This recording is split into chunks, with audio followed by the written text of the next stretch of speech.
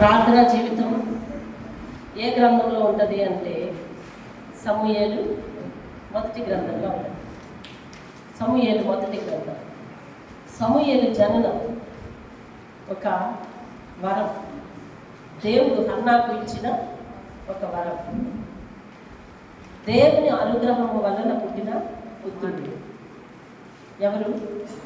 సమూయేలు. సమూయేలు యొక్క తల్లి చరిత్ర చూస్తే, తన జీవితం చూస్తే పెద్ద ఓటము హన్నా జీవితం. ఆమె పేరు హన్నా. సమూయేలు తల్లి పేరు చెప్పండి, హన్నా. తండ్రి పేరు ఎల్కానా. మొదటి అధ్యాయంలో ఉంటుంది. మనం ప్రతి వచనాన్ని చూడటానికి తక్కువ సమయం కావదు. వారి యొక్క ప్రార్థన విధానాన్ని మనం నేర్చుకుంటున్నాం. ఈ సంవత్సరం దేవుడు ఒక బలమైన ప్రార్థన విధానంలోని కొన్ని సంఘాన్ని నడుపుతున్నాడు. ప్రార్థనను నిర్లక్ష్యం చేస్తే పరలోకం ఏమైపోద్దంట? ఖాళీ. అంటే అక్కడికి వెళ్ళేవాళ్ళు ఎవరు అంటే ప్రార్థన పనులు మాత్రమే వెళ్తారు. మన జీవితాల్లో ప్రార్థనను నిర్లక్ష్యం చేయొద్దు. మీరు ఏ పనినైనా విడిచిపెట్టండి, కానీ ప్రార్థనను మాత్రం విడిచిపెట్టకూడదు.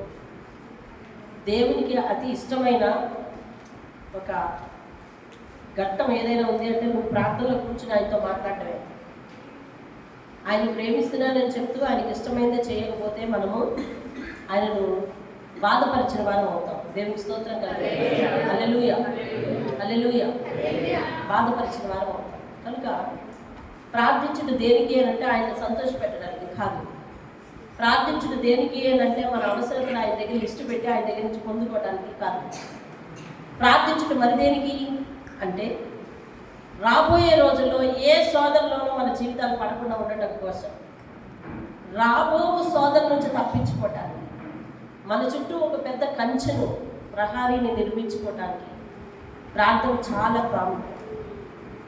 ఈ ప్రపంచమంతా ఇప్పటికీ క్రైస్తత్వం నిలబడి ఉన్నదంటే ప్రార్థన వీళ్ళ ఫలితం. అది ప్రార్థించే వారు లేకపోతే క్రైస్తత్వానికి విరోధంగా అనేక శక్తులు లేచాయి. వాటన్నిటినీ జయించేది ఎవరు ఉండేవారు కాదు. ఎంతోమంది మోకాళ్ళ మీద 24 గంటల ప్రార్థన. ఏమండి? మోకాళ్ళ మీద చేసే ప్రార్థన. తెల్లవారుజామున 4 గంటలు చేసే ప్రార్థన. 4 గంటలు, 4 గంటలకు కాదు, 4 గంటలు చేసే ప్రార్థన. ఏమండి? వాళ్ళ జీవితంలో ఒక సమర్పణ జీవితంగా ప్రార్థనలు ఎన్నుకున్నారు కాబట్టి ఇప్పటికీ వారి వలన మనలాంటి ప్రార్థనలు కాదు, వారి వలన, వారి మోకాళ్ళ జీవితం వలన నేటికి కూడా క్రైస్తవ్యం అనేక మందికి ఆదరణగా నిలబడి దేవుడు అనేక మంది జీవితాల్లో కార్యం చేయడానికి వీలవుతుంది. దేవుని స్తోత్రం కలుగు. హల్లెలూయా.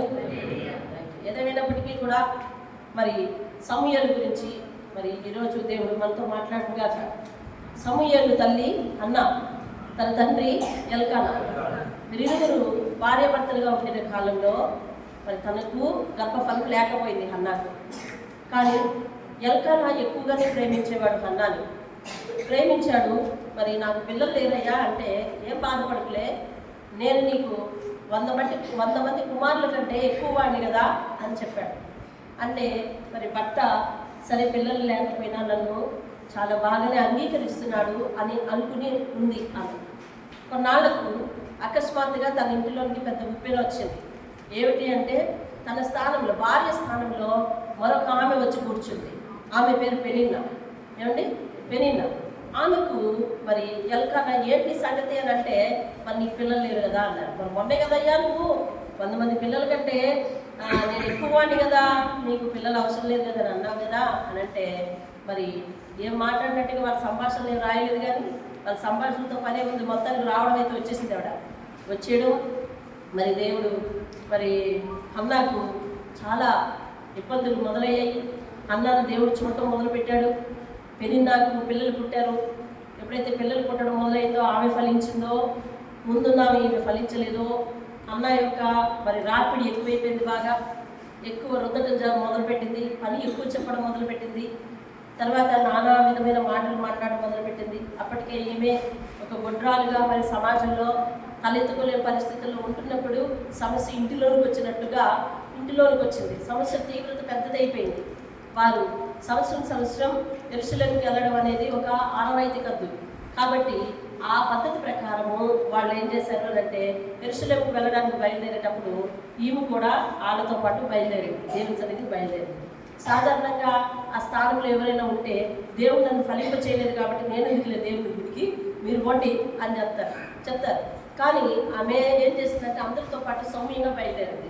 అందరికీ అక్కడ కూడా పని చేసి పెట్టింది, అందరికీ వంట చేసి పెట్టింది, అందరికీ భోజనాలు పెట్టింది. తను మాత్రం తినడం మానేసింది. దేవుని మందిరానికి ఒంటరిగా వెళ్ళి నా జీవితం ఏంటి చెప్పని దేవుని పాదాల ముందురా మరి ప్రాధేయపడింది. యాజకుడు వచ్చి ఆమెతో చెప్పాడు, అమ్మా మీదకి ఈ కాలంలో దేవుడు నీకు మంచి బిడ్డను ఇస్తాడమ్మా అని అన్నది. అప్పుడు ఆవిడ అన్నది, అలా బిడ్డను ఇస్తే నేను ఆ బిడ్డను తీసుకొచ్చి దేవుని సన్నిధికి అప్పగించేస్తాను అని చెప్పింది. అయిపోయింది. వీళ్ళ ఇంటికి వచ్చారు. ఆమె నిజంగానే గర్భవతి అయింది. దేవుడు తనకు కృప చూపించాడు. ఆ తర్వాత మళ్ళా వీళ్ళు 1 సంవత్సరానికి మళ్ళీ యెరూషలేము వెళ్ళడానికి మొదలుపెట్టినప్పుడు హన్నాని ఎల్కానా ఏమన్నాడంటే, రా మరి దేవుడు నీ కోరిక నెరవేర్చాడు కదా, నువ్వు గర్భవతి అయ్యావు కదా, రామ్మా అని అంటే నేను ఇప్పుడు రాను అంటుంది. ఏమ్మా ఎందుకు రావు అని అంటే, నేను దేవునికి ఒక ప్రమాణం చేశాను. ఏమని? నాకు బిడ్డనిస్తే ఆ బిడ్డను నీకు ఇవ్వడానికి వస్తాను అని. కాబట్టి ఇప్పుడు ఇంకా బిడ్డ పాలు పెడవలేదు కాబట్టి నేను ఇవ్వడానికి అవ్వదు. కాబట్టి వచ్చానంటే దేవునికి సమర్పణ తీర్చుకోవడానికి వస్తాను అని చెప్పి గొప్ప సమర్పణ జీవితం తనకుంది. కాబట్టి ఆ నెపథ్యం చేత ఆమె రానన్నది. తర్వాత కాలంలో మరి ఏడాదికి కాదు, ఆమె మధ్యకాలంలోనే వెళ్ళినట్లుగా మరి లేఖనాలు చూస్తాము.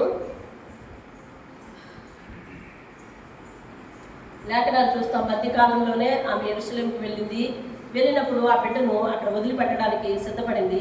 బిడ్డ కూడా ఏం చేశాడో చూద్దాం. 1వ అధ్యాయం చివరి వచనం 28వ వచనం. కాబట్టి నేను ఆ బిడ్డను యెహోవాకు ప్రతిష్ఠించుచున్నా, తాను బ్రతుకు దినములన్నిటిలో వాడు యెహోవాకు ప్రతిష్ఠితుడు అని చెప్పాడు. అప్పుడు వాడు యెహోవాకు అక్కడనే మొక్కాడు. దేవుని స్తోత్రం. బాల్యము నుంచి సమూయేలు ప్రార్థనా పరుడు. ఎప్పటి నుంచి అండి ప్రార్థన నేర్చుకున్నాడు? బాల్యము నుంచి అతడు ప్రార్థనా పరుడు. ఆ యాజకుడు అడిగాడు, ఏమ్మా వచ్చావు అని అంటే, ఇదిగో బిడ్డను ప్రతిష్ఠించడానికి వచ్చానయ్యా. అప్పుడు నువ్వు ప్రార్థన చేస్తే ఇదిగో కలిగిన పెట్టే కాబట్టి దేవుడిని ప్రతిష్ఠించడానికి వచ్చాను, ఈ రోజు నుంచి ఇక్కడే ఉంటాడు అని అంటే, ఆయన కూడా సమూయేలు కూడా వెంటనే ఏం చేస్తాడు? బాలుడు వెంటనే మోకరించి ప్రార్థన చేసి అక్కడే ఉన్నాడు. దేవుని స్తోత్రం కలుగుతుంది. 3వ అధ్యాయం 4వ వచనం. యెహోవా చదవండి మీరు. సమూయేలును పిలిచెను. దేవుని స్వరాన్ని సమూయేలు వింటున్నాడు. ఇది మొట్టమొదటి తన జీవితంలో కలిగింది. బాలుడుగానే దేవుని సమర్పించుకున్నాడు. బాలుడుగానే దేవుని సన్నిధిలో నివసించడం మొదలుపెట్టాడు. బాలుడుగా ఉన్నప్పుడే ప్రార్థించడం మొదలుపెట్టాడు. కాబట్టి అతి చిన్న వయసులో దేవుని దర్శనాన్ని పొందుకున్న గొప్ప గనుడు సమూయేలు. దేవుని స్తోత్రం. అతి చిన్న వయసులో దేవుని దర్శనాన్ని పొందుకున్న గనుడు ఇతడు. ఏమండి? సమూయేలు పిలుస్తున్నాడు, దేవుడు పిలుస్తున్నాడు. సమూయేలు ఏమని? సమూయేలు అని పిలుస్తున్నాడంట. పిలిస్తే సమూయేలుకు దేవుని పిలుపు ఎలా ఉంటుందో తెలియక తన గురువు గారు పిలుస్తున్నారు, యాజకుడు పిలుస్తున్నాడు అనుకొని యాజకుడి దగ్గరికి లేచి పరిగెత్తి వెళ్ళిపోతే ఆ యాజకుడు అప్పుడు కొడుకుని ఉన్నాడు. లేపాడు. ఏం పిలిచావు కదా? ఏమంటే, నేను కాదు పిలిచింది, వెళ్ళిపోయి పడుకో అంటే, మళ్ళీ రెండోసారి అలాగే, మళ్ళీ మూడోసారి వచ్చి అలాగే. అప్పుడు యాజకుడికి ఆలోచన వచ్చింది, దేవుడు మాట్లాడుతున్నాడు వీళ్ళతో. ఎవరితో మాట్లాడుతున్నాడు? సమూయేలుతో మాట్లాడుతున్నాడని. ఏమని చెప్పమన్నాడంటే, సమూయేలు చిత్తం ప్రభువా, నీ దాసుడు ఆలకిస్తున్నాడని చెప్పు అంటాడు. చూడు 9వ వచనం. నీవు పోయి పండుగము, ఎవరైనా నిన్ను పిలిచిందనగా యెహోవా నీ దాసుడు ఆలకించుచున్నాడు, ఆజ్ఞ ఇమ్మని చెప్పు అని చెప్పాడు. ఏమంటాడు? యెహోవా సరిగా కూర్చో, కింద కూర్చో, నీ దాసుడు ఆలకించుచున్నాడు, ఏమివ్వాలంట? ఆజ్ఞ ఇవ్వు ప్రభువా అని చెబితే అప్పుడు యెహోవా సమూయేలుతో మాట్లాడటం మొదలుపెట్టాడు. దేవుని స్తోత్రం కలుగుతుంది. అది మొదలుకొని సమూయేలు నోటితో ఏది పలికితే అది జరిగించడం మొదలుపెట్టాడు దేవుడు. 3వ అధ్యాయం 19వ వచనం చూద్దాం. సమూయేలు పెద్దవాడు కాగా అంటే పెద్దవాడు అయిన తరువాత యెహోవా అతనికి తోడై ఉన్నందున ఏంటది అతడు ప్రవక్తగా దేవుడు తనకు దర్శనమిచ్చిన ఏ మాటలైతే ఈ అధ్యాయంతో మీరు చదువుకోవాలి. ఏ మాటలైతే ఏలీతో చెప్పాడో అంటే ఆ యాజకుడితో చెప్పాడో. అక్కడున్న పాస్టర్ గారి పేరు ఏం పేరండి? ఏలి. ఏం పేరు చెప్పండి? ఏలి. వాళ్ళ నాన్నగారి పేరు ఎలకాల. కన్ఫ్యూజ్ అవ్వకూడదు. ఆయన ఎలకాల, ఈయన ఏలి. ఏమండి? ఏలి. ఆ ఏలి కుటుంబం కోసం ప్రవచనం దేవుడు జరగబోయేది చెప్తాడు. ఆ చెప్పిన తర్వాత సమూయేలు పెద్ద అయిన తర్వాత అవి జరుగుతాయి. ఏదైతే చెప్పాడో, దేవుడు ఏ మాట అయితే చెప్పమన్నాడో, అతడు పెద్దవాడైన తర్వాత ఆ మాటలు అచ్చంగా అలాగే దేవుడు జరిగించాడంట. అంటే సమూయేలు నోటి మాటను దేవుడు రూఢిపరుస్తున్నాడు అని అంటే సమూయేలు దేవునికి ఎలాగున్నాడు? చేరువుగా ఉన్నాడు. దేవుడు సమూయేలుకి ఎలాగున్నాడు? చేరువుగా ఉన్నాడు. చెప్పండి. సమూయేలు దేవుడికి ఎలాగున్నాడు? చేరువుగా ఉన్నాడు. దేవుడు సమూయేలుకి ఎలాగున్నాడు? చేరువుగా ఉన్నాడు. చేరువుగా ఉంచే మనిషిని దేవునికి చేరువుగా ఉంచే ఒకే ఒక ప్రక్రియ ప్రార్థన. మనిషిని దేవునికి చేరువుగా ఉంచే ఒకే ఒక ప్రక్రియ ఏంటండి? ప్రార్థన. ప్రార్థన. ప్రార్థన. ప్రార్థన కాకుండా మాట్లాడే కబుర్లు కాదు. ప్రార్థన. ఆయన సన్నిధిలో పెట్టే మొర్ర దేవునికి మనిషిని చేరువుగా ఉంచేది. మనిషిని తీసుకెళ్లి దేవుని పాదాల దగ్గర కూర్చుండబెట్టగలిగేది ప్రార్థన అనే ఒక అంశం మాత్రమే. పెద్ద అయిన తర్వాత చిన్నప్పుడు చెప్పిన సంగతి దేవుడు చిన్నప్పుడు చెప్పాడు, అది పెద్ద అయిన తర్వాత జరిగించాడు. ఎలా జరిగించాడంట? సమూయేలు చెప్పిన దాంట్లో ఏది కూడా తప్పిపోలేదంట. ఆయన మాటలలో చదవండి 19వ వచనం. సమూయేలు పెద్దవాడు కాగా యెహోవా అతనికి తోడై ఉన్నందున అతని మాటల్లో ఏది కూడా. ఒక వ్యక్తి మాటను దేవుడు జరిగిస్తున్నాడు అని అంటే దేవుడు తనతో పాటు ఉన్నాడని అర్థం. దేవుని స్తోత్రం. హల్లెలూయా. దేవుడు తనతో పాటు ఉండి తన మాటలను జరిగిస్తున్నాడు. ఇలా ఉండగా ఫిలిష్తీయుల దేశంలో ఒక ఇశ్రాయేలీయులకు ఒక సమస్య వచ్చింది. ఇశ్రాయేలీయులు ప్రార్థించడంలో సన్నబడిపోయారు, తగ్గిపోయారు. ప్రార్థన విధానం తగ్గిపోయింది వాళ్ళకి. కాబట్టి వాళ్ళ జీవితంలో ఒక సమస్య వచ్చింది. ఏమిటంటే ఫిలిష్తీయులతో యుద్ధం వచ్చింది. ఫిలిష్తీయులతో యుద్ధం వచ్చినప్పుడు ఇశ్రాయేలీయులు ఫిలిష్తీయుల మీదకి యుద్ధానికి వెళ్ళారు. వెళ్తే గెలవలేదు, ఓడిపోయి వచ్చారు. ఎవరి దగ్గర ఓడిపోయారు చెప్పాలి? ఇశ్రాయేలీయులు అనగా ఎవరు? దేవుని ప్రజలు శత్రువుల దగ్గర ఓడిపోయి వచ్చారు. సరే, వీళ్ళందరూ మీటింగ్ పెట్టుకున్నారు. ఏమని మీటింగ్ పెట్టుకున్నారంటే, మనం ఎందుకు దేవుని అసలు ఆ యుద్ధంలో ఓడిపోయాము? దేవుడు మనతో కూడా రాలేదా? మనం ఎందుకు ఓడిపోయామరా అని చెప్పి అందరూ మీటింగ్ పెట్టుకొని, అందరూ పెద్ద తలకాయ ఎవరో ఉంటారు కదా, వాళ్ళు లేచి చెప్పారు, సరే మనం గెలవాలంటే ఏం చేద్దాం అనుకుంటుంటే, మన దగ్గర దేవుని మందసం ఉంది కదా, అది యుద్ధ రంగానికి పట్టుకుపోదాం అంటే సమూయేలు చెప్పాడు మందసాన్ని కలపకూడదని చెప్పినా కూడా వాళ్ళు వెళ్ళిపోయారు. యుద్ధ రంగానికి తీసుకుని వెళ్ళిపోయారు. యుద్ధంలో మందసాన్ని నిలబెట్టారు, వీళ్ళు యుద్ధానికి నిలబడ్డారు. ఫిలిష్తీయులు వచ్చి చూసేసరికి ఇశ్రాయేలీయులు నిలబడ్డారు. వారి మధ్య ఏముంది? దేవుని మందసం. ఫిలిష్తీయులకు భయం వేసింది. వీళ్ళు ఏకంగా దేవుని మందసాన్ని పట్టుకొచ్చేసారా, కాబట్టి మనం చాలా జాగ్రత్తగా యుద్ధం చేయాలి అనుకోండి. వాళ్ళ దేవుడు ఓటమిచ్చే దేవుడు కాదు, కాబట్టి చాలా జాగ్రత్తగా యుద్ధం చేయాలని అనుకుని యుద్ధం చేశారు. ఎవరు ఓడిపోయారో తెలుసా? ఎవరు? ఇశ్రాయేలీయులే ఓడిపోయారు. మనోళ్ళే ఓడిపోయారు. దేవుని మందసాన్ని పట్టుకెళ్ళి వాళ్ళే ఓడిపోయారు. మందసాన్ని వాళ్ళు పట్టుకెళ్ళిపోయారు. ఆ మందసాన్ని వాళ్ళు ఎక్కడ పెట్టాలో తెలియదు పాపం. అలాగా వాళ్ళ దేశం తీసుకెళ్ళి ఇంచుమించు 20 సంవత్సరాలు వాళ్ళ దగ్గర ఉండిపోయిందంటే. 7వ అధ్యాయానికి రండి. 7వ అధ్యాయం 4వ అధ్యాయంలో యుద్ధం వస్తుంది, మీరు చదువుకోవాలి. 7వ అధ్యాయం 2వ వచనాన్ని నేను చదువుతున్నాను, వినండి. సైలెంట్గా వినండి. మందసము కిర్యత్యారీములో ఉండిన కాలం 20 సంవత్సరాలు అయిపోయింది. ఇశ్రాయేలీయులందరూ యెహోవాను అనుసరింప దుఃఖించుచుండగా దేవుణ్ణి అనుసరించడానికి ఏం చేస్తున్నారంటండి? ఏడుస్తున్నారు. దేవుణ్ణి అనుసరించడానికి ఏడుస్తున్నారండి. రోజు ప్రార్థన రావాలంటే పెద్ద రస. రోజు ప్రార్థనకి ఏంటండి? ఇంకేం పని లేదు ఆమెకేం పని లేదు. ఉదయం అంతా పని చేసి డ్యూటీ చేసి వచ్చేది. కాబట్టి సాయంత్రం ఆమెకేం పని లేదు. అన్ని ప్రార్థనలు సాయంత్రం పెట్టేది అండి. రోజు అనుసరించాలంటే కష్టం.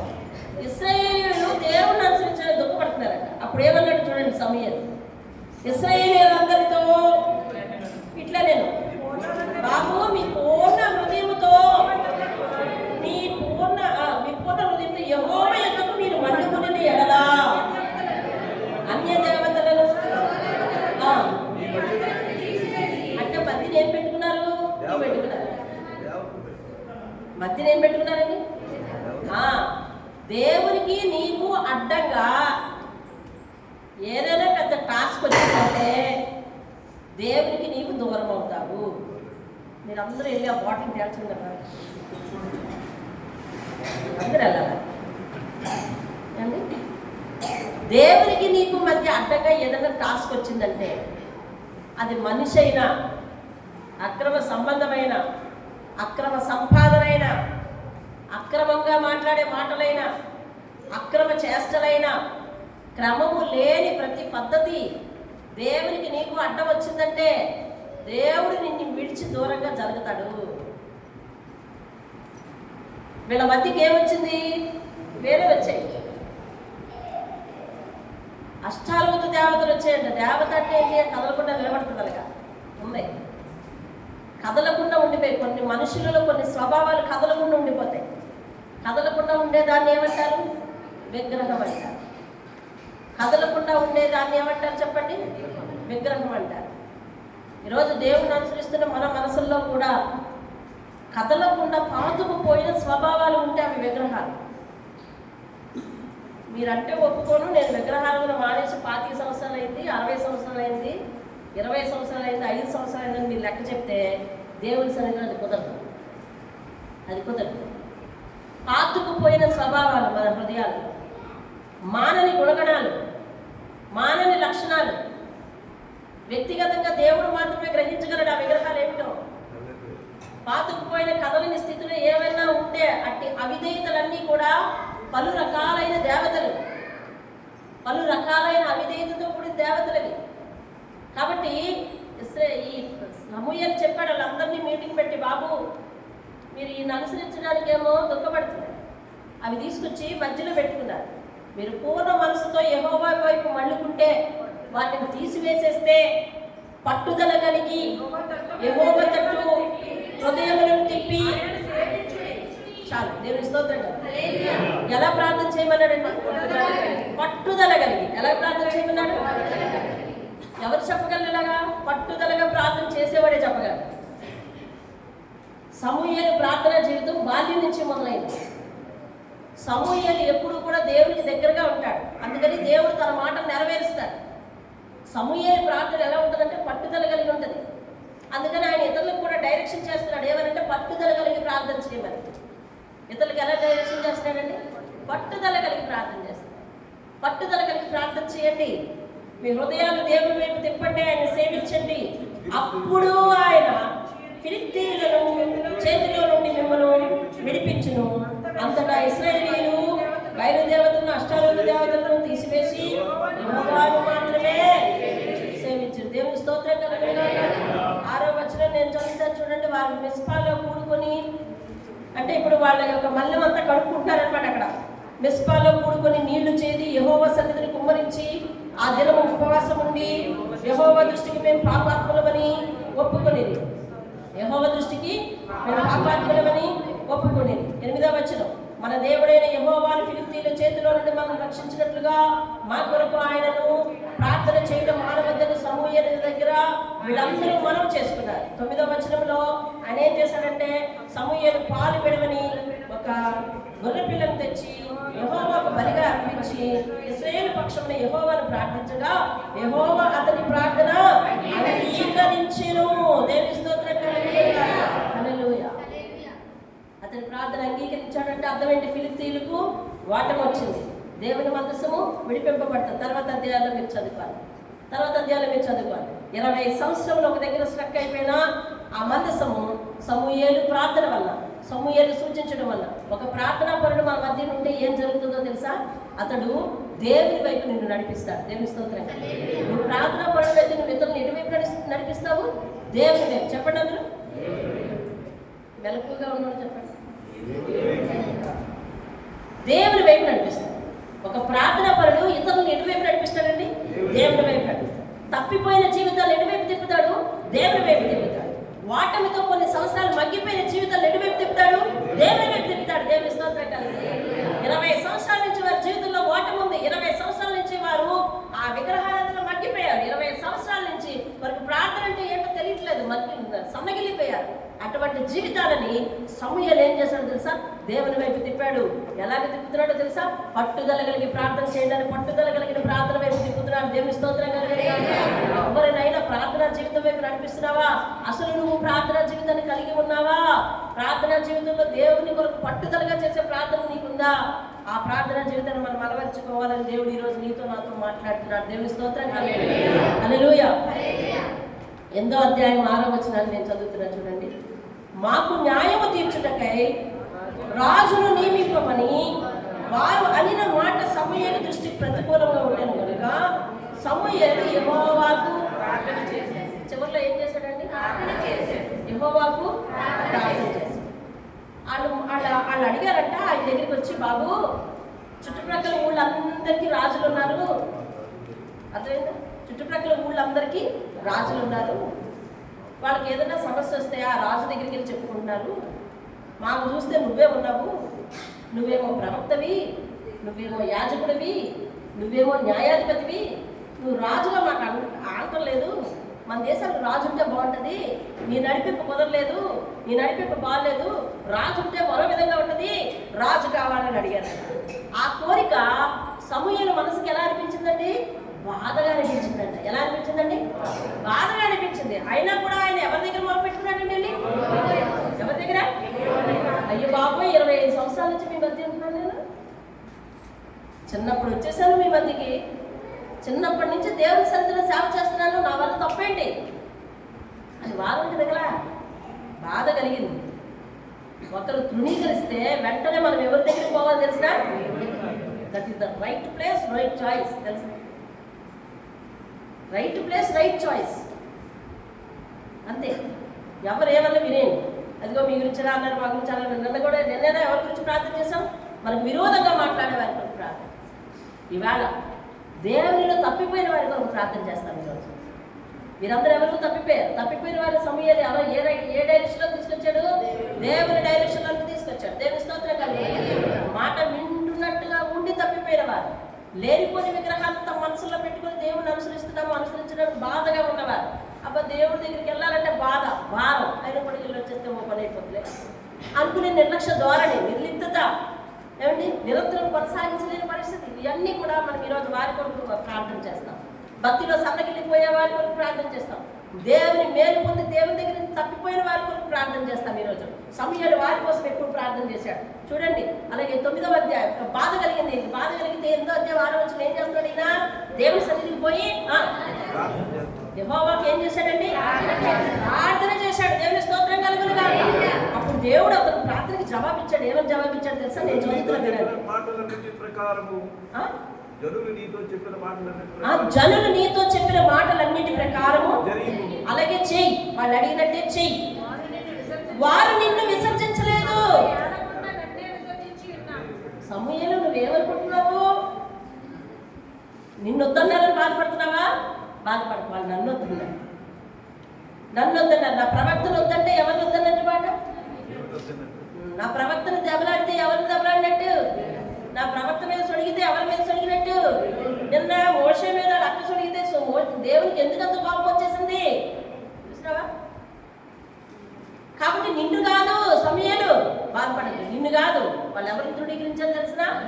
నన్నే తృణీకరించారు, నేను చూసుకుంటాను సంగతి, నువ్వు మాత్రం వాళ్ళు ఎలా అడిగితే అలా చెయ్యి అన్నది. దేవుని స్తోత్రం. 9వ అధ్యాయం 6వ వచనాన్ని చదువుతున్నాను, చూడండి. 6వ వచనం. వాడు ఇదిగో ఈ పట్టణంలో దైవజనుడు ఒకడున్నాడు, అతడు బహుగనుడు, అతడు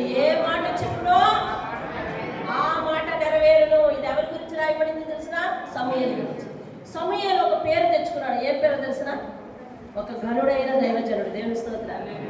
ఎలాంటి పేరు తెచ్చుకున్నాడండి? ఒక గొప్ప దైవజనుడు.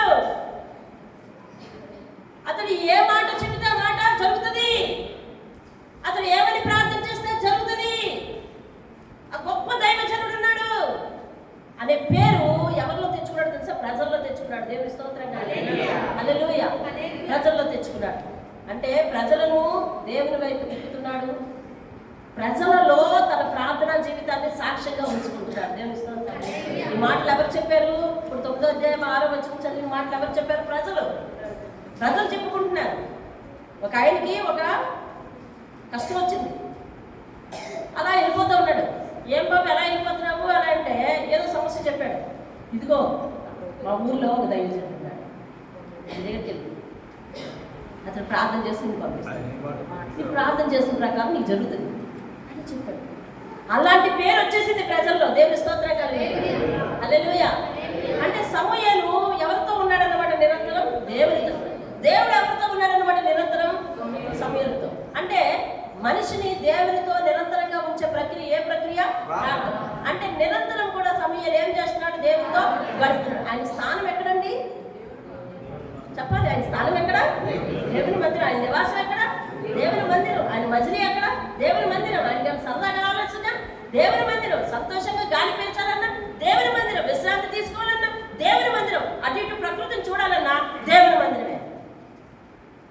ఏదైనా ఆయనకి దేవుని మందిరమే. ఇంకా మందిరం గడప దాటడు, మందిరాన్ని విడిచిపోడు. కేర్ ఆఫ్ అడ్రస్ మందిరం ఆయనకి. అటువంటి గొప్ప భక్తుడండి. దేవుని స్తోత్రం. ప్రార్థన దేవుని స్తోత్రం కలిగి కేర్ ఆఫ్ అడ్రస్ మనకి ఇచ్చిన బాధ్యతను మనం నిర్వర్తించుకుంటూ మనకి కేర్ ఆఫ్ అడ్రస్ దేవుని మందిరం కావాలండి. మన కేర్ ఆఫ్ అడ్రస్ దేవుని మందిరం కావాలి. మనకి ఇచ్చిన బాధ్యతను మనం నిర్వర్తించుకుంటాం. జీవితాంతం ఏదో ఒక పనే. ఈరోజు ఆ పని, రేపు ఆ పని, రేపు ఇంకో పని, రేపు ఇంకో పని, రేపు ఇంకో పని, రేపు ఇంకో పని. ఎప్పుడు చూసినా పరిగెడుతూ ఉంటావా? ఎప్పుడు చూసినా అసలు నిలకడలేదా? ఎప్పుడు చూసినా తొందరేనా? ఎప్పుడు చూసినా నీకు ఖాళీ ఉండదా? అయితే చూడైతే యెషయా గ్రంథం 30వ అధ్యాయం అనుకుంటా. చూడండి, 30వ అధ్యాయం 15వ వచనం నుంచి నేను చదువుతున్నాను. మెల్లగా వినండి, సమయం అయిపోతుంది. ప్రభువును ఇశ్రాయేలీయుల యొక్క పరిశుద్ధ దేవుడు యెహోవా ఇలాగ సెలవిస్తున్నాడు. మీరు మరలి వచ్చి ఊరుకుండటం వలన రక్షింపబడతారు. మీరు తిరిగి వచ్చి ఎక్కడ ఉండాలి? ఊరుకోవాలి. ఊరుకొని ఉండాలి. మీరు ఊరుకుండి నమ్ముకునటం వల్ల మాకు బలము, మీకు బలము కలదు. అయినను మీరు సమ్మతిప్పక అట్లా కాదు, మేము గుర్రములు ఎక్కి జింటుగా పారిపోవాలంటున్నారంట. ఏమంటున్నారంటే పారిపోదు బండి, గుర్రములు ఎక్కి వెళ్ళిపోవాలి, బండి వేసుకొని వెళ్ళిపోవాలి. అప్పట్లో గుర్రాలు ఉన్నాయి, ఇప్పట్లో మనకేమున్నాయి? హోండా. అదేనా రాజు? మరి బండి కంపెనీ ఏం బండి కంపెనీ? హోండా అయినా? హోండా. మాది కూడా అదే కావాలి. సరే, బండికి పోదామంటారు. మరి ఈవేమంటున్నారు? కాగా మీరు పారిపోవలసి వస్తుంది.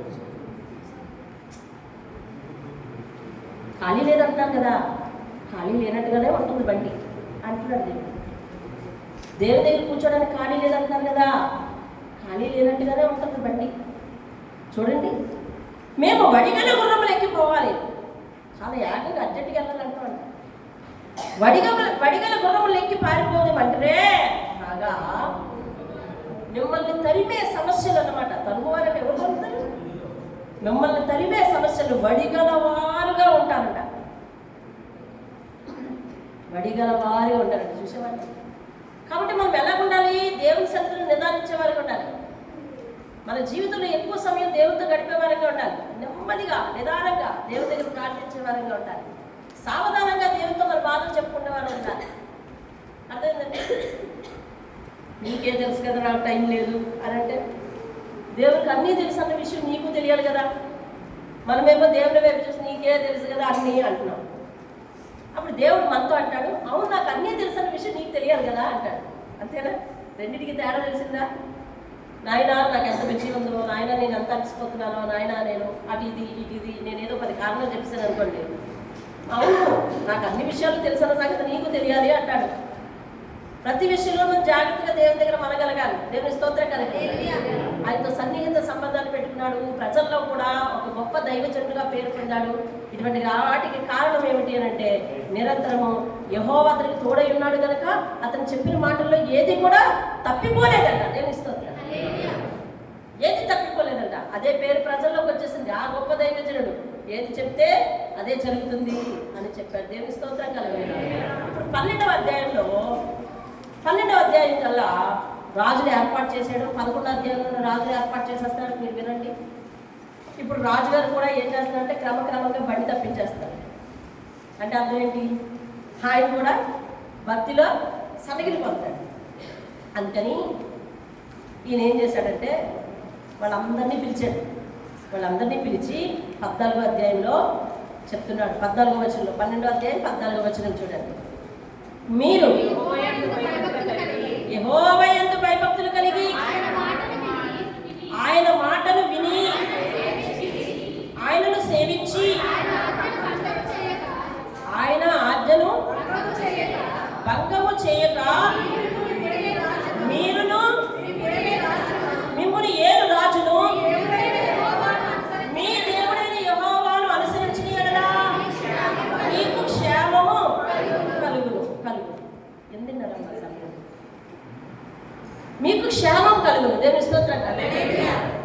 ఎవరెవరు అనుసరించాలని చెప్తున్నాడు ఇక్కడ? మీరు మిమ్మును రాజు కూడా. అంటే మీరిద్దరు కూడా ట్రాక్ తప్పుతున్నారు. రాజుని చూసుకుని మీరు, మిమ్మల్ని చూసి రాజు ట్రాక్ తప్పుతున్నారు.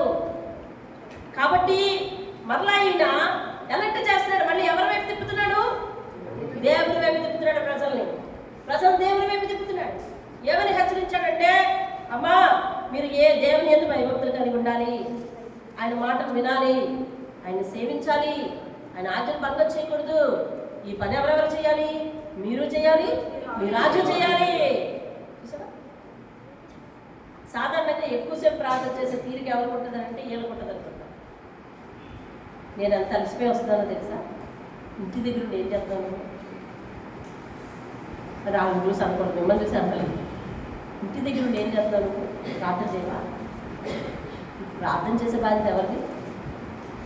నీ ప్రార్థనే నన్ను ఎలా నడిపించేస్తుంది పాపం. నీ ప్రార్థన బాగుంటుంటే నాకెందుకు నీళ్ళకి నష్టాలు రావాలి? నష్టం వచ్చేది స్త్రీ ప్రార్థన బాగులేనిది కాదు, నీ ప్రార్థన సగవ్వాలని. నష్టం వచ్చేది నువ్వు బాగా ప్రార్థన చేస్తే ఆమె చెప్తుంటుంది, అయ్యా నువ్వు కూడా ప్రార్థన చేయాలి, నువ్వు కూడా ప్రార్థన చేయాలి, నువ్వు కూడా ప్రార్థన చేస్తే, ఇద్దరం ప్రార్థన చేస్తే బాగుంటుంది. అయ్యా ఇల్లు బాగా నడుస్తుందంటే నువ్వు చేస్తుందా? నువ్వేం చేస్తున్నావు ఇంటి దగ్గర? నేనేమో కష్టపడి కొట్టుకొని వస్తున్నాను, నువ్వేం చేస్తున్నావు ఇంటి దగ్గర?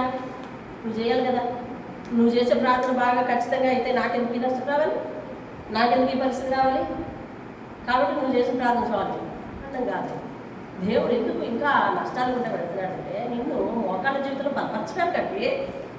బలపరచడానికి నువ్వు ప్రార్థన చేసి నువ్వు అడిగి చూడు, ఏకీభవించి చూడు. నీకు వేరే పోయి పెట్టుకో, లేకపోతే వేరే ప్రార్థన అయితే ఎవరైనా ఇలాగే చేయండి. వేరే ప్రార్థన అయితే వేరే పోయి పెట్టుకోండి. కలిసి తింటున్నారు కాబట్టి కలిసి ప్రార్థన చేయాలి. కుటుంబాన్ని దేవుడు అందుకే ఇచ్చాడు. We are not live in restaurants, we are not live in hotels. హోటల్లో లేవు మనము, హాస్టల్లో లేవు మనము, రెస్టారెంట్లో లేవు మనము, లాడ్జిల్లో లేవు మనము, గృహములో ఉంటున్నాము. గృహము దేవుడిచ్చిన స్వాస్థ్యము, దేవుడిచ్చిన ఆస్తి. కుటుంబము లేని వారు ఇగో చెట్టుగా పుట్టుగా ఉంటున్నారు. అలా ఉండడానికి వీల్లేదు. కుటుంబంగా ఇచ్చారు కాబట్టి ఏ భార్యని ఇచ్చాడో భార్యను తీసుకుని ఆ బిడ్డను తీసుకుని ప్రార్థనలో ఉండాలి. ఏ భర్తను ఇచ్చాడో భర్తను తీసుకుని ఆ బిడ్డను తీసుకుని ప్రార్థనలో ఉండాలి. అంతే, ఇది నియమం. ఈ నియమానికి తప్పి తిరిగితే వేరొక విగ్రహాన్ని తెచ్చిపెట్టుకున్నాడు. ఈ నియమానికి తప్పి తిరిగితే వేరొక విగ్రహాన్ని తెచ్చిపెట్టుకున్నాడు. అర్థమవుతుంది? మీకు ఇచ్చిన కష్టార్జితము, మీకు ఇచ్చిన కష్టము, జీవనోపాధి మార్గము ఏదైతే ఉందో అది అయిపోయిన తర్వాత నీ కేర్ ఆఫ్ అడ్రస్ ఎక్కడ అవ్వాలి తెలుసా? అయితే ఇల్లు లేకపోతే మందిరం అవ్వాలి. నీ సొంత పనులు చూసుకుని అయితే ఇల్లు లేకపోతే మందిరం అవ్వాలి. ఇంటిలో భార్యతో బిడ్డలతో ప్రార్థన సమావేశంలో కూర్చోలేని వాడివి, లేదా కూర్చోలేని దానివి, నీ కుటుంబాన్ని పరలోకానికి ఎలా నడిపించుకుంటావు ఒక స్త్రీగా, నీ కుటుంబాన్ని పరలోకానికి ఎలా నడిపించుకుంటావు ఒక పురుషునిగా. ఇదిగో ఈయనకి వివాహం సమయాలు, వివాహం అయ్యిందా, కుటుంబం ఇవన్నీ మన ప్రశ్నలు అడగద్దు. ఆయన మాత్రం ఆయన ఒక పనిలో ఉన్నాడు, దేవుని పనిలో, దేవుని ప్రజలు నడిపించుకునే పనిలో ఉన్నాడు. వాళ్ళ కొడుకులు కూడా తర్వాత కాలంలో ప్రవక్తలుగా ఉన్నారు, అంటే వారి పిల్లలు కూడా భక్తి జీవితంలో నడిపించుకున్నాడు. కాబట్టి సమయాన్ని ఇప్పుడు జనం అందరినీ పిలుస్తున్నాడు. ఏమని తెలుసా? నువ్వు నీ యజమాని కూడా అంటారు.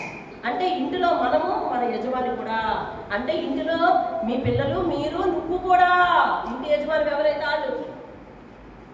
నీ ప్రార్థన లేకపోతే అవ్వదు. అక్కడ చెప్తున్నాడు, మీరేం చేయాలి తెలుసా?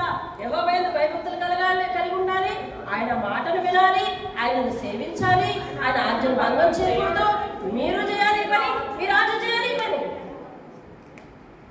ఎవరెవరు చేయాలండి ఇది? మనము మన నాన్న కూడా చేయాలి, మనము మన అమ్మ కూడా చేయాలి, మనందరం చేయాలి, మన ఇంట్లో అందరం చేయాలి. అర్థమైందండి? అందరూ చేసే ప్రార్థన. దేవుని స్తోత్రం. సమయం ముందుకు వెళదాం. ఏం చేస్తున్నాడు? ఇతను ప్రజలను బలపరుస్తున్నాడు. దేవుని స్తోత్రం కలిగింది. అప్పుడు చెప్తున్నాడు, మీరు మిమ్మల్ని ఏలు రాజును మీ దేవుడైన యెహోవాను అనుసరించిన ఎడల మీకు క్షేమం కలుగుతుంది. దేవుని స్తోత్రం కలిగింది. ఏం కలుగుతుంది అని చెప్పాడండి? క్షేమం కలుగుతుంది అని చెప్తున్నాడు. దేవుని స్తోత్రం కలిగింది. వాళ్ళు ప్రార్థనలో సన్నగిలిపోయారు. వాళ్ళ రాజు కూడా ఇంకా అంతమాట పల్లె పల్లె పల్లె, అందుకని ఆయన కూడా ప్రార్థన సరి చేయట్లేదు. అందుకని అందరికీ పిలిచి మీటింగ్ పెట్టి చెప్పాడు, బాబు మీరు ప్రార్థన తప్పిపోతే మాత్రం మొత్తానికి మోసపోతారు, ప్రార్థన జీవితం లేకపోతే మొత్తానికి మోసపోతారు. ఇవాళ కూడి ఉన్న మీరందరూ కూడా ఆలోచిస్తున్న మీరందరూ కూడా ప్రార్థన జీవితం లేకపోతే మోసపోతారు. కలిగిన స్వస్థతే కానీ, కలిగిన తలాంతులే కానీ, కలిగిన ఉద్యోగమే కానీ, కలిగిన ప్రతి పరిస్థితే కానీ, ఏదైతే దేవుడికి ఆటంకంగా పెడుతున్నావో అవన్నీ పోగొట్టుకుంటావు. అలా చేయకూడదు. దేవుడు ఇచ్చిన దానిని బట్టి ఇంకా ఎక్కువగా మోకరించేవాడిగా, ఎక్కువగా మోకరించే దానిగా ఉండాలి. దేవుని స్తోత్రం కలిగేగా. దేవునికి ప్రార్థన చేయకపోవడానికి సంతానాన్ని అడ్డు పెట్టకూడదు, సంపాదనలు అడ్డు పెట్టకూడదు, ఉద్యోగాన్ని అడ్డు పెట్టకూడదు, పనులను అడ్డు పెట్టకూడదు, ప్రయాణాలను అడ్డు పెట్టకూడదు. దేవునికి నీకు మధ్య అడ్డంగా ఏది ఉండకూడదు. దేవునికి నీకు అడ్డంగా ఏది ఉండకూడదు. ఎందుకు ఉండకూడదు? అన్నీ ఇచ్చేది ఆయనే. అంతేనా? వేరే ఆల్టర్నేటివ్ ఏమైనా ఉందని చెప్పండి. నాకు దేవుడు కాక వేరే ఇచ్చే ఆల్టర్నేటివ్ ఉంది చెప్పండి. ఎవరికి లేదు, ఎవరు చెప్పలేరు. అన్నీ ఇచ్చేది ఆయన కాబట్టి ఆయనకి నీకు మధ్యలో ఏమనకూడదు. ఏదైనా ఆయన తర్వాత అవ్వాలి. దేవుని ఏమవ్వాలండి? ఇచ్చినా ఇవ్వకపోయినా, పెట్టినా పెట్టకపోయినా, చేసినా చేయకపోయినా ఏదైనా నీ తర్వాతే అనాలి. దేవుని స్తోత్రం. మన లోకానికి నడిపించేవాడు ఆయన తప్ప మరొక దైవం లేదు. భూమి మీద మన కొరకు మనతో పాటు నివాసం చేయడానికి వచ్చిన ఏకైక దేవుడు ఈయన తప్ప మరొకరు లేరు. మన కొరకు ప్రాణ త్యాగం చేసే రక్తాన్ని పెట్టిన దేవుడు ఈయన కాక మరొకరు లేరు. ఈ సత్యాలన్నీ ఎరిగిన వారం కాబట్టి మనం అసలు తప్పిపోకూడదు. సమూయేలుకు వాళ్ళకి ప్రార్థన చెయ్యండి అని ఎవరైనా చెప్పారా? లేదు. అబ్రహాంకి ఎవరైనా చెప్పారా ప్రార్థన చేయమని? అబ్రహాం దగ్గర బైబిల్ ఉందా? లేదు. మోషేకి ఎవరైనా చెప్పారా ప్రార్థన చేయమని? లేదు. వాళ్ళకి ఏ ఇన్స్ట్రక్షన్ లేకుండా అసలైన దేవుణ్ణి నిజముగా తెలుసుకుని యథార్థముగా వాళ్ళు స్తుతి చెల్లించారు, యథార్థంగా ప్రార్థన చేశారు. ఇవాళ నువ్వు ప్రార్థన చెయ్యు చెయ్యు చెయ్యు చెయ్యు అని మొత్తుకుంటున్నా కూడా నీ ఇంట్లో ప్రార్థన చేయు. తెల్లవారుజామున ప్రార్థన గురించి మొత్తుకుంటున్నా కూడా మొత్తుకున్నా చెయ్యి. ఎందుకంటే అది నీ సమర్పణ కాదు, నీ దగ్గర నుంచి రావాలి సమర్పణ. చెప్పడం వరకే దేవుడు చెప్తాడు, చేయాల్సింది ఎవరు? ఇక ఇక్కడ సమూయేలు వాళ్ళందరినీ పిలిచి చెప్పాడు, నేను చెప్తున్నాను. ఇప్పుడు చేయాల్సింది ఎవరు? వాళ్ళే. చేస్తే ఎలా ఉంటారంటే చెప్పండి. యెహోవాను అనుసరించిన ఎడల ఎలా ఉంటారంటే అది సేవకుడు చెప్పింది చేస్తే క్షేమంగా ఉంటాం అంతే అని ఎవరు చెప్తున్నారు? నేనా? నాకు సిద్ధాంతం ఉందా? లేదు. బైబిలే సిద్ధాంతం. బైబిలే మనందరికీ మధ్యవర్తి. దేవుని మాటే మనందరికీ మధ్యవర్తి. నువ్వు యెహోవాయందు భయభక్తులు కలిగి ఆయన మాటను విని ఆయనను సేవించి ఆయన ఆజ్ఞను భంగం చేయకుండా ఉంటే క్షేమం వస్తుంది. ఏమొస్తుంది? నీకు క్షేమం వస్తుంది. దేవుని స్తోత్రం కలిగేగా. ఆఖరిగా చెప్తా ఉన్నాడు, మీరు ఏం చేసినా చేయకపోయినా అందరినీ సేవకుడిగా ఆయన దేవునికి ఆనబెట్టేస్తున్నాడు. ఇంకా మీరు విన్నా వినకపోయినా 23వ వచనం చదవండి. నా మట్టుకు నేను నీ నిమిత్తము ప్రార్థన చేయుట మానుట వలన యెహోవాకు విరోధముగా చాలండి చాలు. పాపము అంటే నేను ప్రార్థన చేయకపోతే దేవునితో ఒక నిబంధన చేస్తున్నాను. దేవా, నేను వీరందరి కోసం, వీరు తప్పిపోతున్నా, మీరు నేను అనుసరిస్తున్నా అంటున్నా. వింటున్నారా? నేను వింటున్నాను, చేయి చూపించండి. ఈ మాట జాగ్రత్తగా వినండి. దేవుని వాక్యం దేవుడు నాకు ఇస్తున్నాడు, అది మీ ముందు నేను పెడుతున్నాను. మీరు వినినా వినకపోయినా ఉత్తరవాదులు ఎవరు తెలిసినా చెప్పింది అనుసరించకపోతే ఉత్తరవాదిని నేను, నా ప్రవర్తన నేను. కాబట్టి ఇప్పుడు సమూయేలు దేవునికి అప్పగించేస్తున్నాడు. ఎలా తెలిసిన? దేవా, వారు చెప్పిన మాట విని నిన్ను అనుసరించిన, వెనక అనుసరించకపోయినా వారి నిమిత్తం మాత్రం నేను ప్రార్థన చేస్తూనే ఉంటాను. ఒకవేళ చెయ్యకపోతే నా మీద కాపాడయ్యా. నిన్న మోసే ప్రార్థన చేశాడు. ఎలాగా? నిన్న మోసే ప్రార్థన చేశాడు. ఎలా చెప్పండి? ఎలా చేశాడు? ఇలాగే ఒప్పందం పెట్టుకున్నాడు. ఎలాగా? నువ్వు వాళ్ళని క్షమించితివా? సరే, క్షమించకపోతే జీవగ్రంథంలో నుంచి ఈయనేమంటున్నాడు? వారి కోసం నేను క్రమంగా ప్రార్థన చేస్తాను, చెయ్యకపోతే నాకు పాపం. వీళ్ళిద్దరూ చూసావా నష్టం ఎవరి మీద పెట్టుకుంటున్నారు? ఇదేమంటారో తెలుసా? సమర్పణ ప్రార్థన అంటారు. ఏ ప్రార్థన ఇది? సమర్పణ ప్రార్థన. దేవుని స్తోత్రం కలుగుతుంది. ఈరోజు ముత్యం లాంటి మాట అదే. ఏంటది? నా మట్టుకు నేను మీ నిమిత్తం. అంటే ఎవరి నిమిత్తము? నాన్నగారు మీ నిమిత్తం అనండి. మీ నిమిత్తం అంటే ఎవరి నిమిత్తం? మీరు కాక మిగిలిన వారందరి. అంటే మీరు ఈ రోజు నుంచి అందరి కొరకు ప్రార్థన చేసేవాళ్ళగా మాట్లాడారన్నమాట. దేవుని స్తోత్రం.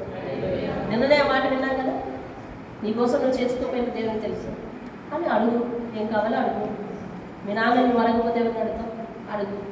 కానీ ఇతరుల నిమిత్తం కూడా ఏం చేయాలి? మనము ప్రార్థన చేయాలి. రామస్వామి వింటున్నావా? ప్రార్థన చేస్తున్నావా? ఇతరుల కొరకు కూడా ప్రార్థన చేయాలి. నన్ను కడుగు అని ప్రార్థన చేయాలి. నన్ను శుద్ధి చేయి అని ప్రార్థన చేయాలి. నా బ్రతుకులు మార్చు అని ప్రార్థన చేయాలి. అయిపోయింది. తరువాత ఎలా మార్చాలి? ఏ డైరెక్షన్లో మార్చాలి? ఇవన్నీ నువ్వు చెప్పక్కర్లే. ఇతరుల కొరకు ప్రార్థన చేయాలి. తెలుస్తుంది. హల్లెలూయా. నా మట్టుకు నేను మీ నిమిత్తం ప్రార్థన చేయక మానని ఎడల నేను యెహోవాకు విరోధముగా పాపము చేసిన వాడను అవుతాను. ఇది ఈరోజు ముఖ్యం లాంటి మాట. ఈరోజు మనము సమూయేలు ప్రార్థనా జీవితం నుంచి మనం ఏం నేర్చుకున్నాం? నిరంతరము సమూయేలు దేవునికి దగ్గరగా ఉండేవారు. తన చుట్టూ ఉన్న ప్రజలను దేవుని వైపు తిప్పేవారు. పట్టుదల కలిగిన ప్రార్థన చేసేవాడు. ఇతరుల కొరకు ప్రార్థన చేయకపోతే నాకే పాపం రావాలి అని దేవుని దగ్గర సమర్పణ చేసుకునేవాడండి. దేవుని స్తోత్రం. హల్లెలూయా. అత్యంత ప్రార్థనా పరుడు కాబట్టే దేవుడు తనతో కూడా ఉండి తాను పలికిన ప్రతి మాటను దేవుడు జరిగిస్తూ అందులో ఏ ఒక్కటి కూడా తప్పిపోకుండా చేస్తూ వచ్చాడంట. దేవుని స్తోత్రం. హల్లెలూయా. నీ మాట కూడా దేవుడు రూఢిపరచాలి అంటే నువ్వు దేవునితో సహవాసం చేయాలి. నీ కుటుంబం అంతా దేవునితో సహవాసం చేయాలి. కుటుంబ ప్రార్థనలు నువ్వు ఉండాలి. నీకు ఉన్న బాధ్యతలు ఏవైతే ఉన్నాయో, డ్యూటీ నుంచి రావడం, డ్యూటీ నుంచి వచ్చాక మీ ఇంట్లో ఏవో చక్కబెట్టవలసిన పనులు ఉంటాయి. అవన్నీ నీ బాధ్యతలే. ఆ బాధ్యతలన్నీ నిర్వర్తించిన తర్వాత ఇదిగో నువ్వు గడపవలసింది ఎవరితో? నేనంటే నీ కుటుంబంతో దేవుని సన్నిధిలో గడపాలి. దేవుని స్తోత్రం కలిగి నీ పనులు ముగించిన తర్వాత కేర్ ఆఫ్ అడ్రస్ నీది. ఇల్లు అవ్వాలి, మందిరం అవ్వాలి, అంతే. దేవుని స్తోత్రం కలుగును గాక. అంతకు మించి ఎవరికి ఏదైనా కానీ, ఆడవారికి మరి ఏదైనా కానీ, మగవారికి మరి ఏదైనా కానీ ఆ కొంప పోలటం ఖాయం. ఆ కొంపలో బంధాలు సరిగా ఉండవు. ఆ కొంపలో బంధాలు వీగిపోతాయి. అర్థమవుతుందండి? మనకు ఉన్న ఖాళీ సమయాలు ఏ టీవీలతో గడిపేవాళ్ళం, ఏ సెల్ ఫోన్తో గడిపేవాళ్ళం, లేకపోతే ఇతరులతో సెల్ ఫోన్లో మాట్లాడుతూ గడిపేవాళ్ళం అయితే కనుక మన కొంపలు పోలతాయి. దేవుని సన్నిధిలో నిలబడము. దేవుడు చెప్పాడు, ఇదిగో మీరు మీ రాజు, మీరు మీ రాజు. అంటే ఇంట్లో వాళ్ళు ఇంటి యజమాని అని అర్థం. ఇంట్లో వారందరూ ఇంటి యజమాని, అంతే. దేవుడు ఒక్కడికి దేవుడు కాదు, కుటుంబానికి దేవుడు. చెప్పండి, చెప్పాలి. ఎవరికి దేవుడు అండి? ఇంట్లో ఎంతమంది ఉంటున్నారు? రాజేష్, ముగ్గురు ఉంటున్నారు. ముగ్గురుతో పాటు ఆయన్ని కలపండి. ఎంతమంది ఉన్నారు మీ ఇంట్లో? నలుగురు ఉన్నారు మీ ఇంట్లో. దేవుని స్తోత్రం కానీ మీరు నిరంతరం ఆయనతో సహవాసం చేయాలి. ఆయన ఉన్నారనే భయంతో మీరు ఉండాలి. కాబట్టి మిమ్మల్ని నిరంతరం నడిపించేవాడు ఆయన. మీకు ఏ అపాయం దాపరించకుండా కాపలా కాసేవాడు ఆయన. కాబట్టి మీ ఇంట్లో మెంబర్షిప్ ఎంత? నలుగురు. దేవుని స్తోత్రం. మీ ఇంట్లో మెంబర్షిప్ మీరు చెప్పుకోండి దేవుని సన్నిధిలో. హల్లెలూయా. ప్రార్థన చేద్దాం ఈరోజు. మనం ఎవరి కోసం ప్రార్థన చేద్దామండి ఈరోజు? ఇతరుల కొరకు. ఇతరులు అంటే ఎవరు? ఆ ఇతరులు మాట వినకుండా తప్పిపోతున్నవారు, దేవునికి దూరం అవుతున్నవారు, దేవుని ముసుగులోనే ఉంటూ దేవుని యందు భయభక్తులు లేనివారు, ప్రార్థనలో సన్నగిల్లిపోయిన వారు, వారి కొరకు ప్రార్థన చేస్తాం ఈరోజు. దేవుని స్తోత్రం. హల్లెలూయా. వారి కొరకు ప్రార్థన చేస్తాం. సమూయేలు పట్టుదల కలిగి ప్రార్థన చేయమని చెప్తున్నాడంటే ఆయన పట్టుదల కలిగి ప్రార్థన చేసేవాడు. ఈరోజు నువ్వు ప్రార్థన మానేసిన వారి గురించి, ప్రార్థనలో సన్నగిల్లిపోయిన వారి గురించి ప్రార్థన చేస్తున్నావంటే నీవు ప్రార్థనలో బలంగా ఉండగలగాలి. దేవుని స్తోత్రం కలగాలి. హల్లెలూయా. ఏమి ఈరోజు కొత్తగా వచ్చారా ఏంటి? ఎలా చేయాలి ప్రార్థన? మనం కలిసి ప్రార్థన చేయాలి. చేసి మనం అటు ఇటు జరుగుతాం. సరేనా? తులసి ప్రార్థన తర్వాత రాష్ట్ర కుటుంబం కోసం. స్తోత్రం స్తోత్రం స్తోత్రం స్తోత్రం. మీరందరూ యెహోవాను సేవించి ఆయన మాటను విని ఆయనను అనుసరించి ఆయన ఆజ్ఞను భంగం చేయక మీరు నడుచుకున్నట్లయితే మీరు క్షేమంగా ఉంటారని మీరు సెలవిచ్చిన మాట. అయ్యా, నిన్ను ప్రార్థించిన వారు అనేక మంది జీవితాల్లో నువ్వు మేలు చేసి వచ్చావయ్యా. అయ్యా, మేలు పొంది అయ్యా అనేక మంది రక్షణ భాగ్యాలు కూడా పొంది దేవుల్లో తప్పిపోయిన వారు అనేక మంది ఉన్నారయ్యా. అయ్యా, లోకంలో ఎంతో మంది అయ్యా తండ్రి వారు నీకు వారికి తెలుసు అంటారు, వారి జీవితంలో గొప్ప మేలు చేశామంటారు, నీ పేరు పెట్టుకున్నామంటారు. అయ్యా తండ్రి నీ చర్చికి వెళ్ళేవాళ్ళమంటారు, ఇప్పుడు మానేసామంటారు. అయ్యా, నిన్ను విడిచిపెట్టే మనసు వారికి రానివద్దయ్యా. అయ్యా, ఏళ్ల తరబడి నీకు దూరంగా ఉన్నప్పటికీ నీ హక్కును చేర్చుకోమని ప్రార్థిస్తున్నామయ్యా. అటు వారు ఉంటే ప్రభు తండ్రి వారి నిమిత్తం ప్రార్థిస్తున్నాము, వారి నిమిత్తం ప్రార్థిస్తున్నామయ్యా. అలాగే ప్రభు వాక్యం తెలుసుండి కూడా అయ్యా తండ్రి అష్టారోధ దేవతల వంటి సొంత అభిప్రాయాలయ్యా, సొంత స్వభావాలను నాయన అయ్యా తండ్రి అటువంటివి హృదయంలో విగ్రహాల వలె నిలబెట్టుకున్న వారి కొరకు ప్రార్థిస్తున్నాను నాయన. వారి స్వభావం కాదు, వారి హృదయంలో ఎంత యేసు స్వభావం నిలబడిపోవడానికి సహాయం చేయండి. వారి హృదయంలో ఎంత యేసు స్వభావం ఉండాలయ్యా. అయ్యా తండ్రి కథలు లేనటువంటి అయ్యా తండ్రి స్థిరంగా పాతుకుపోయినటువంటి నేను ఎప్పుడు ఇంతే అనే స్వభావాన్ని నాశనం అయిపోవాలన్న యేసు స్వభావము, యేసు తత్వము, యేసు వాక్యము, యేసు సిద్ధాంతము వారి హృదయాల్లో ఉండాలి. దేవానికి స్తోత్రములు. సహాయం అనుగ్రహించండి. నీ మేలు పొంది నీ మాటను నైనా తండ్రి పెరచమని పెట్టేవారికి ఎవరు ఉండదు అయ్యా. తండ్రి మేలుపై మేలు పొందుకునేవారుగా ఉండడానికి సహాయం. మీరు అలా చేస్తే క్షేమంగా ఉంటారని చెప్తున్నాడు ఆయన. నాయన అయ్యా తండ్రి నాయన నీవు ఏర్పాటు చేసుకుని యాచకుడయ్యా, నీ చేత అభిషేకం పొందినవాడయ్యా. అయ్యా తండ్రి అతను చెప్తున్నాడు, ఇదిగో మీరు మీ రాజు ప్రార్థన చేయాలని. అయ్యా, కుటుంబంలో అందరినీ ప్రార్థన పనులుగా మార్చిన ఆయన, కుటుంబంలో అందరినీ ప్రార్థన పనులుగా మార్చు, కుటుంబంలో అందరినీ ప్రార్థన పనులుగా మార్చు. అయ్యా తండ్రి నాయన లేనిపోని పరిస్థితుల మధ్య మీరు గడపద్దు, లేనిపోని అనవసరమైన సంగతుల మధ్య మీరు గడపద్దు, లేనిపోని అలవాట్లకు బానిసలు కావద్దు. దేవుని మేలు పొందిన వారు దేవునికి రుణపడి ఉండే జీవితం ఇవ్వయ్యా. దేవుని మేలు పొందిన వారు దేవుని పాదాల మీద ఉండే జీవితం ఇవ్వయ్యా. దేవుని మేలు పొందిన వారు దేవుని పాదాల మీద వారి కన్నీళ్లు కుమ్మరించడానికి సహాయం చేయాలి. ఏ ఒక్కరు తప్పిపోవడానికి వీల్లేదు కదా, ఏ ఒక్కరు తప్పిపోవడానికి వీల్లేదు, ఏ ఒక్కరు నీకు దూరం అవ్వడానికి వీల్లేదయ్యా. సహాయం చేయండి అయ్యా. అయ్యా, ఇశ్రాయేలీయులు ఎన్ని మేలును పొందారు అయ్యా తండ్రి, ఎంతగా నుంచి పోషింపబడ్డారు. అలాంటి వారు అయ్యా తప్పిపోయి అయ్యా తన సంవత్సరాలు నేను ప్రార్థించక వేరే విగ్రహాలను దగ్గర పెట్టుకున్నారో నీ వాక్యం చెప్తుంది. అటువంటి దౌర్భాగ్యం మాకు వద్దునా నాయన. అయ్యా, మా మధ్య బాహ్యంగా ఉన్న విగ్రహాలు అయితే లేవు, కానీ స్వాభావికమైన విగ్రహం ఏ ఒక్కరి హృదయాలలో ఉండడానికి వీల్లేదు. మా హృదయంలో ప్రతి చోటు కూడా ప్రతి అడుగు నీకే స్థానం ఇవ్వడానికి సహాయం చేయాలి. కుటుంబం అంతా ప్రార్థించేవారు ఉండడానికి సహాయం చేయాలి. ఈ మాట విని మాటకు లోబడేవారు ఉండడానికి సహాయం చేయాలి. అబ్రహాము చేసిన నిరంతర ప్రార్థన, యాకోబు చేసిన అయ్యా తండ్రి నాయన రాత్రంతా ప్రార్థన, పట్టుదల కలిగిన ప్రార్థన, మోషే చేసినటువంటి త్యాగభరితమైన ప్రార్థన, మధ్యవర్తిత్వ ప్రార్థన, సమూయేలు చేసినటువంటి మధ్యవర్తిత్వ ప్రార్థన, త్యాగభరితమైన ప్రార్థన మేము కూడా నేర్చుకోవడానికి సహాయం చేయాలి. ఇదేమో ప్రభా తండ్రి ఆత్మీయ ప్రార్థన, ఆత్మీయ ప్రార్థన నాయన తండ్రి నాయన అయ్యా తన కూడిక ఎవరికైతే ఎవరి కుటుంబం పేరులో అయితే జరుగుతుందో వారిని జ్ఞాపకం చేసుకోండి అయ్యా. వారి నిమిత్తం మీరు సన్నిధిలో కూడా నాయన మొరపెట్టడం జరిగింది. వారి విషయంలో అన్నీ కూడా నాయన తండ్రి నాయన మీరు సఫలపరిచి వారి కుటుంబంలో ప్రభా తండ్రి నాయన నీ వ్యాప్తిని నెరవేర్చిన నాయన అయ్యా. ఒక ఆత్మలో వర్తిల్లుకుంది అన్ని విషయంలో సౌఖ్యంగా వర్తిల్లుతారన్నట్లు వారిని నాయన తండ్రి అన్ని విషయంలో వర్తిల్లింపచేయమని ప్రార్థిస్తున్నాను. నామకు మహిమ తెచ్చుకోండి అయ్యా. అయ్యా ఈ గొలుసు కట్టిన నాయన తండ్రి గొలుసులో ప్రభువా అయ్యా సంఘ సభ్యులందరూ వచ్చి చేరడానికి సహాయం తెచ్చుకోండి అయ్యా. అయ్యా ఈ గొలుసుకు సరిపడలేనటువంటి జనము నాయన నడిపించు దేవానికి స్తోత్రం నాయన. రానున్న రోజుల్లో మేము ప్రార్థించిన ప్రతి అంశం నెరవేరడానికి సహాయం తెచ్చుకోండి. ప్రార్థన ఆలకించు దైవమానికి స్తోత్రములు నాయన. అయ్యా తండ్రి నాయన యథార్థముగా మేము ప్రార్థించడానికి మాకు నేర్పున్నారు ఆయన. అయ్యా తండ్రి నీకు స్తోత్రములు చెల్లిస్తున్నారు. యథార్థముగా నేను స్తుతి పాడతాను ఏమైనా దేవుడు నాకు పొదువు చేయడం చెప్తున్నారు అయ్యా. సమయాలు అదే అంటున్నాడు యథార్థంగా ఆయన అనుసరించండి ఏమైనా మీకు పొదువు చేయడం మీరు క్షేమంగా ఉంటారని చెప్తున్నారు. ఆ రీతిగా మేము జీవించడానికి సహాయం చేయాలి ఆయన. దీవించండి ఆశీర్వదించండి. ఈ రోజు వచ్చిన పేరు పేరున అందరినీ జ్ఞాపకం చేసుకోండి. ఈ గొలుసులో పూసవలే ఉండడానికి సహాయం తెచ్చేయండి.